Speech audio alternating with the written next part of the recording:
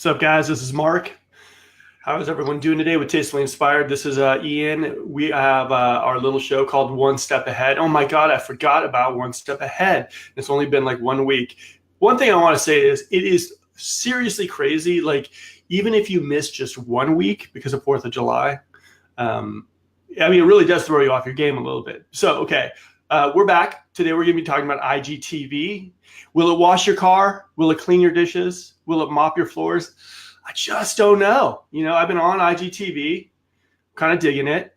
My videos are growing somewhat. My first video did great. Second video did a little less, but I can tell it's like the latest and greatest. Everyone always, like, in life in general, you have a 3-month honeymoon period for almost everything. So for IGTV, I think it probably shortened that down. But okay, IGTV, I'm still loving it. Now, the truth of the matter about IGTV, we're going to go into a little bit of a thing. I've been hitting it hard. So Ian's going to hit me with some questions and he's going to come at it from more of the user point of view. What does it take for someone to get good on IGTV? What does it mean? Should they even burn their time on it? Look, here's the thing. We only have a certain amount of time to do social media, marketing for a company, and those few spare moments, hours, seconds need to be dedicated to exactly what's going to help our business grow. And not putting pretty pictures up there and all that kind of fun stuff. So that's what we're going to be talking about today. Like I said, hey, Ian, how's it going, by the way? Hey, what's up, man? I'm just sharing to a couple groups. You'll be right with you guys. All right. So IGTV, I started on this pretty much just as soon as it launched. I created my first video. Like I told everyone, your first video should be a little bit of a welcome video. Like, hey, how's it going, guys? I'm Mark. Welcome to my IGTV channel.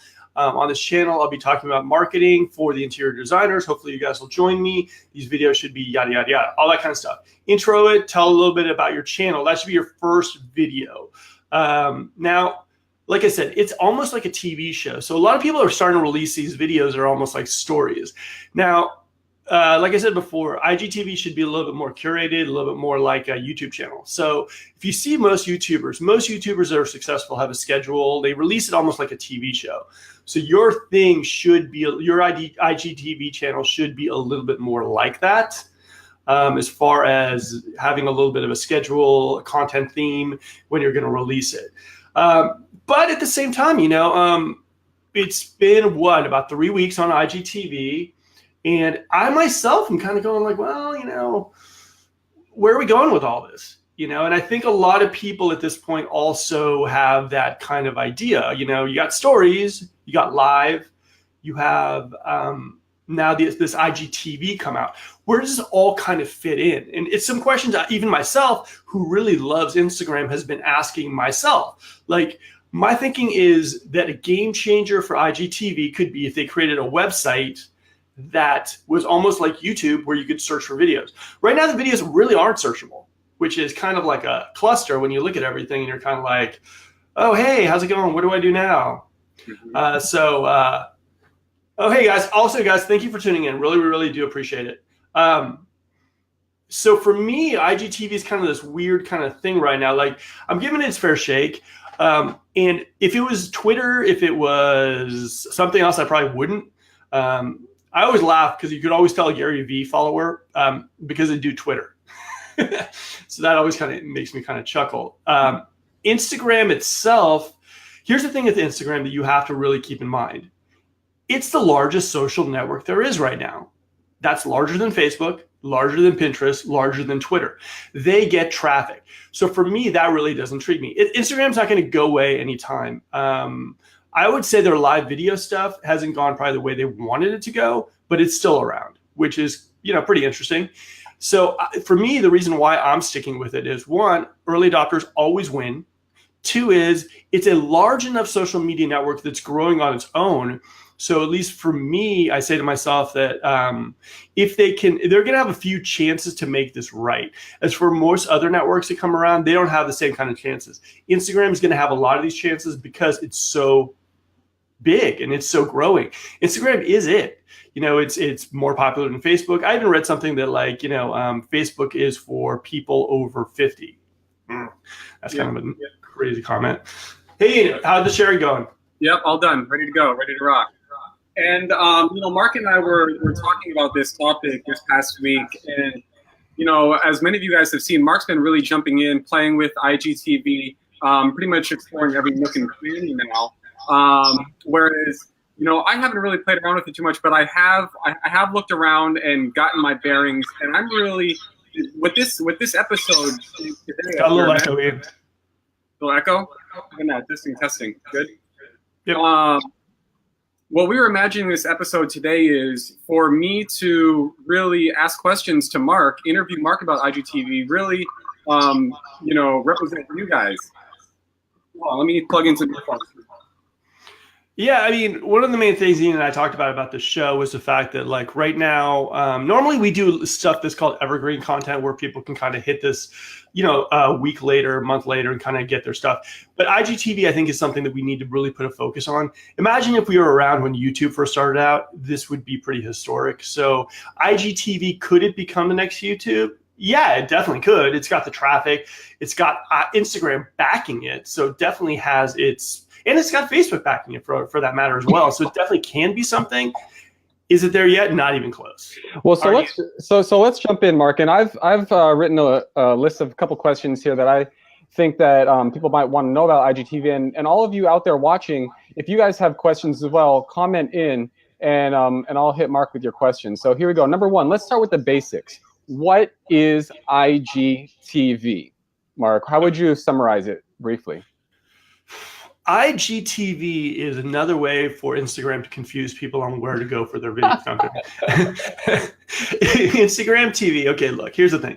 Instagram saw that YouTube, the YouTubers were, YouTube was one of the networks that really wasn't fazed by anything going on with Facebook and with Instagram.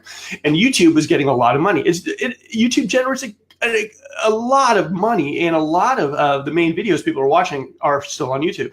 So Instagram was like, we need to jump in on this. This is getting a lot of money, and if we can actually kind of capture this kind of traffic, and bring some of these influencers over, we could really have something here, and we could steal a lot of YouTube's cake. A lot of people have tried. A lot of people have failed. Twitter failed miserably. You know, so IGTV came around, basically Instagram saying, we want to grab YouTube's cake. We want to get their money. So we're going to start something that we think we can leverage our billions of followers to use, so that it'll steer away from YouTube and go to my IGTV.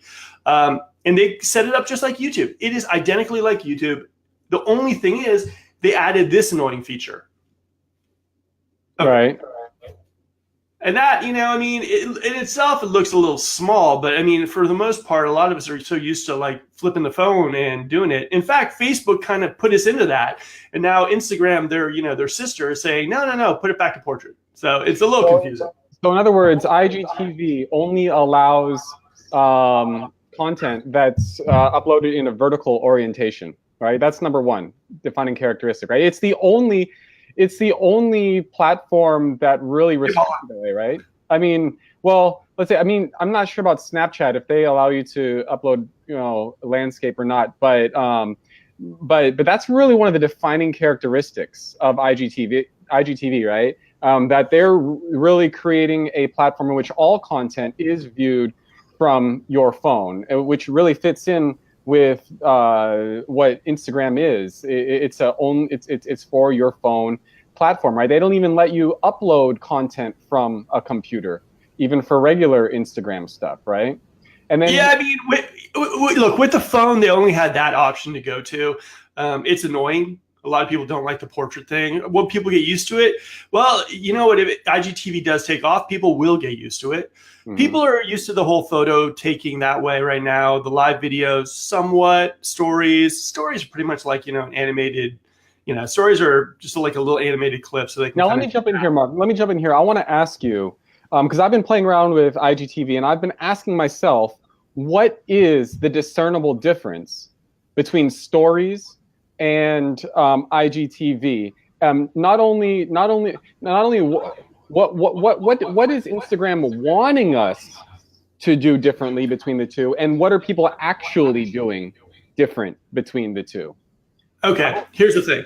IGTV allows you to download a larger amount of data, like 10 minutes, I think, right now. They're going to up it to about an hour. So you can actually put good long episodes. Stories, I think, are about like 10, 15 seconds or something like that. Okay.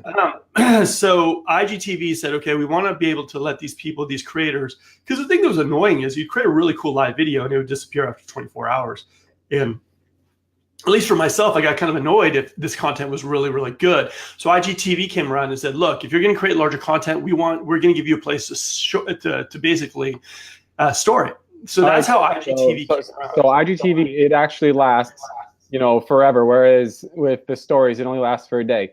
But now, I was playing around. I was looking at people's IGTV uploads, and I see some people doing, kind of the more long form content, the more edited, curated, polished content. But I also see some people using it exactly the way they use stories. Have you seen that, Mark? Look, here's the thing. The way Instagram rolls out features, and I love Instagram, I mean, I'm not going to lie, but the way they roll out features and new products is just so backwards. I mean, they bullet you with like all these different things. They're like live stories, hey, new upgrades that you can do on your new filters, new this, new that. So it really confuses people. So when Instagram rolled out IGTV, people really were confused as to what to put on IGTV. They're like, all right, well, do we do the same thing as stories? Now, the truth of the matter is the way they rolled out IGTV was wrong. Okay, completely wrong. They should have probably created a separate website, separate kind of search engine for it, and kind of created tags in these videos and showed it to be a little bit more like YouTube. Showed example clips of what people should be posting there. Because a lot of people are going to be investing time in content and then later on going like, what the heck did I just post? IGTV is curated. You should show something that people aren't getting from you on other social networks and make it very niche and make it very to the point. For me, marketing minutes, that's all you're going to see on my IGTV channel. It's got to be and it's only going to be once a week. That's how you should be doing IGTV. Stories are a little bit like, hey, I'm at Trader Joe's, look at these flowers. They're amazing. IGTV is a little bit more like YouTube, exactly like YouTube. Okay, so on that point, what are some mistakes that you see some people making on IGTV? Okay, one of the things I don't like about IGTV is the fact that you can kind of, there's no examples and there's no searching and there's no, and a lot of people are jumping into that and assuming that they're stories. So they're putting up these like random videos. Now, I'm not saying that that's bad, but what I'm saying is like, look, here's the thing about IGTV. Here's the thing about YouTube. Okay, if you've ever gone to YouTube and you need some help with something, let's say that you're trying to find like the best computer around. So you go in YouTube and you type in best computer around and you get all these different videos. This is called evergreen content. Content that could stay on YouTube for basically almost, well, okay, considering computers change every 5 minutes. But for the most part, you get what I mean. This is content that for the most part, that can stay there forever. Okay. People are creating stories that are kind of one-offs. Like they're like, hey, I'm at the store having fun, and this is great. Look, I found this can of Campbell's soup. Your followers are going to watch this, look at it, and forget about it. You want to create content that is going to be viewed over and over and over. So that way, like you're creating an archive of videos that can be accessed by people forever. So what you're saying, Mark, well, let me make sure I understand. What you're saying is that people should be using their IGTV channel as a place to create a series of content on a particular topic so that people will look to them when they want insight on that topic, as opposed to using it as a depository for the stuff that really should be on Instagram stories, like the kind of day-to-day updates. Look, here's the thing. I'll tell you something. If I was a designer, this is what I would do. I would go through the design process from start to finish, how you get a client, how you even prospect a client, to how you basically end up billing them, and how you end up bringing them a bottle of champagne about it. I would break that down into maybe 20 different steps. In each of those steps, I would create maybe a nice little 5-minute produce type video, release one every single week. Boom, boom, boom, boom, boom, with clear titles. How to find the perfect client. You know what I mean? How to build a perfect client. How to find a color scheme. All these little things. those are the type of videos that are going to be used forever. I mean, honestly, you have maybe like 100 or 200 of these style of videos that people will always reference. You can cash in on the IG dollars that they're going to be rolling out next or 2019. These are the evergreen content that interior designers aren't doing. Like what I'm saying is like teach with these videos. Show stuff that people really do want to know on the fly. Oh my God, I just got a client. What do I do next? Okay, after you've gotten your client. Boom, a video. Okay, guys, hi, I'm Bill the designer, and you just got your first client. This is what you should be doing next. Those are the videos that people should be putting on IGTV. If you're a designer, that's revenue generating gold. Mm-hmm. Hey guys out there, and everyone who's watching, we're curious, what are some questions that you might have about IGTV? What are some challenges that you have faced so far? Comment in and we can talk about it. Now, Mark, let's talk about cover photos. This is something that you and I were talking about this past week. Obviously, with IGTV, you not only upload your content, but then you upload one static photo that really is quite important because it's that hook to draw people into that video, right? And I know you've been doing a lot of experimenting in terms of what works and stuff. You know, one of the things that I was lamenting to you in our conversation is that there's so much, I feel like there's so much pressure on each of us content creators to put our face on the cover of a video and for that face to, you know, really be compelling in a way. And I almost like when I do these photos of myself, like I feel really silly, you know, like I feel like I'm being like, I feel like I'm being like a caricature, you know. Now I've seen that, you know, on like YouTube videos, like when people make cover photos for YouTube videos and stuff, the ones that are really successful are those that kind of push the limits on what's normal. Like they don't just do like a normal smiling face. They'll do like something that's like really out there. But for someone like myself, like I'm kind of more like a serious guy. Like I don't really, you know, identify, you know, with that or feel, I guess, comfortable, like, you know, putting myself out there like that, I guess. What would you say to someone like me, Mark, who knows that I need to be putting my face on the cover and yet don't really feel comfortable making myself a caricature, you know? Don't do videos. No, I'm joking. Okay, here's a trick on that. You be yourself and let the background on your image do more of the catching the eyeballs. Like for you, like I said last night, I was like, look, if I was you, I'd do some travel photos, cool architecture in the background, riding the subway. Those type of things will really catch the eyes. The thing is, Tastefully Inspired's Instagram started out more as like a travel photo, sunset photo, all this kind of stuff. Bright colors attract people. So you don't really have to make a caricature out of yourself. You can be serious, but give people eye candy. And eye candy doesn't have to be those like photos like, hey, even like what I did with my last IGTV video, it doesn't have to be that way. It can be very much like you, almost like a third of the picture and then the Empire State Building behind you. That's kind of cool. Or riding the subway or getting on the subway. You don't have to have that face if your background kind of supports people looking at what you're doing. But definitely have some sort of image that's drawing people into your videos. That's huge. Gotcha. And here's the thing that sucks. Okay, for Facebook, the cover videos are a lot easier to, you do a cover video on Facebook, which is great. People see the cover video, they stop for a second. Now the video starts playing by itself.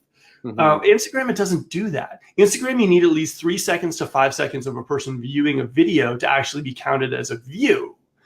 So you need to have the first 3 to 5 seconds of your video has to be very, very bringing them in. That's something I'm working on myself. You know, so but it's there's definitely different rules with IGTV. Okay, so to summarize all that, what you're saying is whatever you do in terms of your cover photos, it's got to hook. It's got to draw them in. You got to give them eye candy, and whether you're giving them eye candy with your facial expression, with your face, or whether you're giving them eye candy with what's surrounding you, you need to find a way, right? And well, yeah, I mean, you definitely do with any type of video you do. Now, the thing is, like when Ian and I started off the show, we there's a lot of shows that you can go out there and say, hey, we're going to share it everywhere. We're going to do this and everything. We do our fair amount of sharing, but what Ian and I wanted to create were videos that were almost evergreen, so people could actually go back and reference it and look at it. I mean, we get comments, from our videos that we do for the video we did on gimbals, for the video we were doing before. I mean, we get questions, we get all that kind of fun stuff. And that's the type of content that really builds something strong. You know, here's the thing. You can have a video that's just in the now, and you'll generate a lot of views, a lot of likes, a lot of comments, but then it'll all of a sudden die. What you want to do, the perfect formula for videos, is to create something where, yeah, you'll have that initial buzz, but for the most part, it's something that people are always going to reference, look at, and ask themselves, oh, hey, I found this video on websites. This is an amazing video. It totally helped me out. You should check it out too. Like, those are the videos that are pure gold. That's how you build passive income, having these videos linked into some kind of advertising system. And that's kind of what we're kind of trying to create, not the passive income, but these type of videos that people can look at in a week or so, a month or so, and look at it from start to finish and say, wow, okay, I got something out of this. Those are the videos you should always be shooting for. Right. Now, Paula here in the comments just asked, what about voiceover with content? All videos don't really need to have a cover photo, correct? And Paula, you know, I'm really glad you asked this question, because what you've just brought up is this idea of creating videos that actually don't have your face on it. And these are a really, really good way to speak about your brand, to storytell about your brand, your services, etc., without having to do all the hair and makeup and lighting and all that. And we've seen ways that this can be done really successfully. I know Albie knows, she's done this really well. I've done this on a couple of my client sites. But to your question, Paula, of whether them not needing a cover photo, actually, no, that's not correct. They do need a cover photo. Every IGTV video needs a cover photo. In fact, when you upload a video to IGTV, there is a step where it says choose a cover photo or upload a cover photo. So whether you're doing just a talking head video like the ones that Mark has been doing, or whether you're doing stuff that's just a voiceover like you're suggesting, it does need a cover photo, and it is important to draw people into your video. Well, okay, hold on. Okay, you don't, like, it allows you to pick frames to use as your cover photo for it. So you don't really need to do but here's the thing. I can guarantee you that you're probably going to get at least 25% more viewing on your video if you do some sort of cover video or cover photo that's going to draw people in. And it can be anything. I mean, honestly, this is kind of a fun fact. I did this one really cool cover video when we were doing an event with Ian in New York. And I had this picture in New York with a lightning bolt shooting into New York. And to this day, it was the most clicked on video as far as like based on the cover photo. So, I mean, you can be really, I mean, think outside the box when it comes to cover photos. Put yourself in your audience's shoes. You know your audience. So think to yourself like, okay, these are my followers. These are the photos that they really like on my Instagram feed. So which photo could I use as my cover photo that kind of ties in the topic? Here's the thing. Instagram is giving you the guide. It's saying like, look, you know your audience and you've posted a ton of photos. So you definitely know what your audience is going to, appreciate. So use that photo and tie it into your topic. I mean, just go through your feed, go do. Oh my God, look, this photo of me on the lake with my kids, that did great. Okay, so that's what your audience wants to see. So use that as your cover photo and you'll get at least 25% more views. Yeah, and Mark, you know, in the time that I've known Mark, one thing that I've really, gotten from Mark is that Mark is about traffic. He understands traffic, and he says, eye candy first, relevant second. I mean, obviously both are good, right? But even if the cover photo is not 100% relevant, even if it's only 70% relevant, go with it. You know, as long as it's like, get the click by any means necessary. And once you get them watching, then keep them watching, you know? Well, okay, like my last IGTV video, I did it with my Captain America mug like this. Right. I upped the blue and I put myself in black and white because if you would have taken the black and white off, you would have seen me in this weird kind of like, Hawaiian vacation, bad burn face because I had to up the blue in the cup. Now, Yeah, I do. Here's the thing: if you put yourself in the photo as well as a cover photo, it tends to you can get away with it a little bit more. You can get away with just having you in the photo and basically putting any topic you want because it's you. You know what I mean? So it allows you a little leeway to tie in a topic. Or like, let's say you have a video on like wall coverings, and you say to yourself, you know what? Look, if I put a photo of a wall covering on as my cover photo, it just looks a little boring. So what do I want to do? And you put a picture of yourself there, even if it's like sitting grabbing a cup of coffee, you could be like thinking wall coverings. You know what I mean? Like, so putting yourself in the photo really does add that personal touch with at the same time giving you a little leeway to actually choose a photo that might not be completely tied in. That's kind of why I like using myself in the photos. Let me say this. I don't like using myself in the photos, but there's certain times where like talking marketing is so boring. So I need some sort of photo to bring some people in. I mean, that's just me. All right. So Paula says, got it. And for connecting with your brand makes total sense. I was curious about this, and I've been testing a few things. When I post pics of something with myself included, the response is always stronger. Always go back to the simple fact: people connect with people, right? Yeah, Paula, that's the thing. And you know, as much as for those of us who, you know, don't really want to put our face, you know, front and forward, you know, it's just a reality. It's what gets clicked. So now, and Mark, check this out. Do you know what really stinks about that too? Is okay, the big trend on Instagram and on all this kind of stuff is people want to see real videos. People want to see you without makeup, cruising around the streets, without like, you know, whatever, real videos or real photos like that. Oh my God, who wants to put one of those things out there? So like you got to balance between the whole real and the produced. You know, you don't want to go full Zoolander out there either. So it's a hard balancing act to find, you know, like I would say at least 90% of the photos I probably put out there, people look at it and go like, this guy, what are we doing there?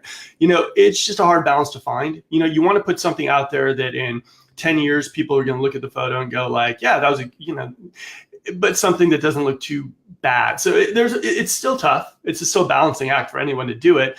But once you find that spot where people are really resonating with your photos and you feel comfortable with them, you know, I think just rinse, repeat, and you should be fine.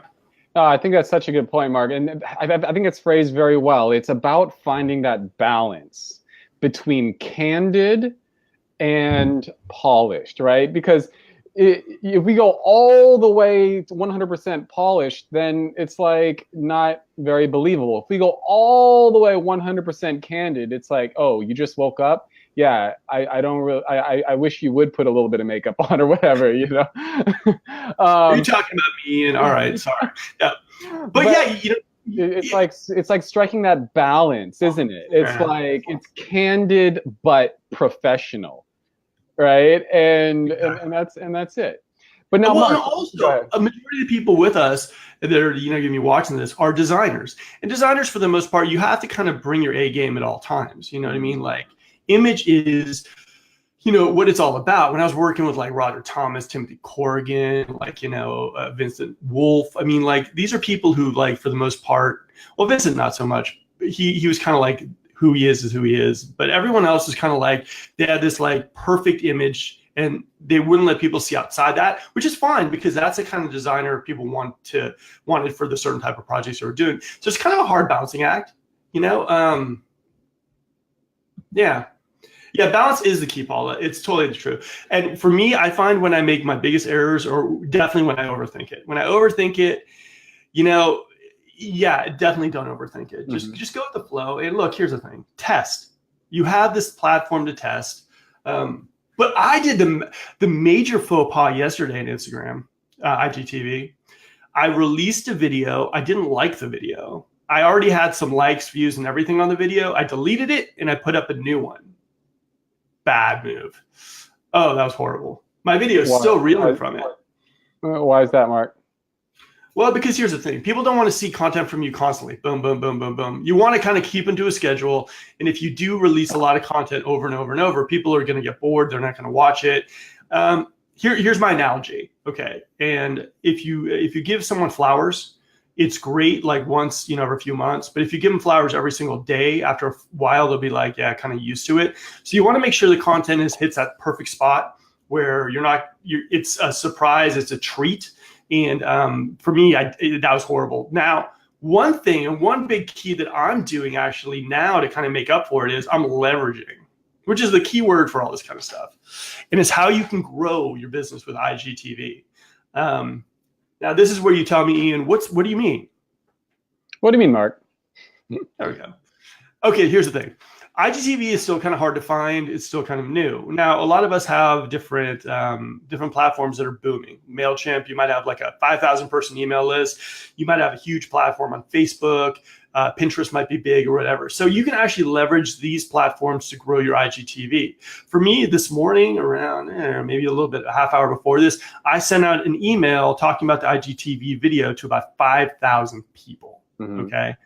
To get my views up on my videos. So, you have to leverage a lot of these other networks to, like, here's the thing. When a new show is released on like a TV channel, it's always promoted over and over and over and over and over. Like, that's kind of what you got to think. After even you release the video, don't stop there.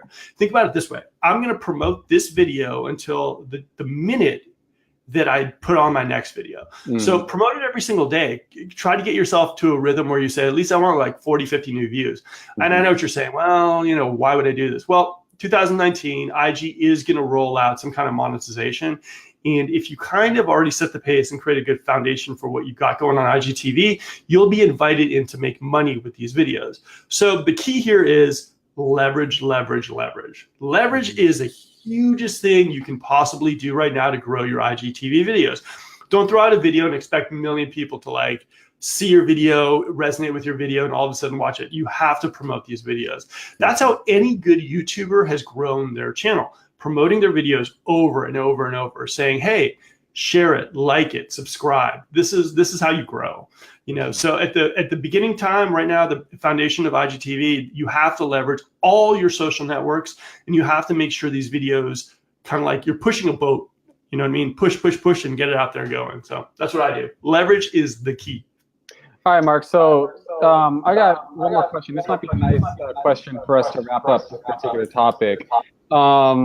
IGTV is obviously the new kid on the block in terms of video platforms. It joins YouTube, Facebook Live. Instagram has obviously been reaching and kind of creating a solution parallel to all the big platforms. It's got live. I mean, it's parallel with Periscope now for Twitter. It's and Facebook Live. It's parallel with YouTube now with IGTV, etc. You've got your kind of ear to the ground, your finger on the pulse of social media. What do you see, Mark, as the future of IGTV and how designers can be using it? I would say right now, look, the thing that's saving IGTV at this point is that Instagram has over 1 billion users, and that it's on the largest social network there is out there right now. So IGTV is going to get a couple swings at the plate. Right now, it's floundering.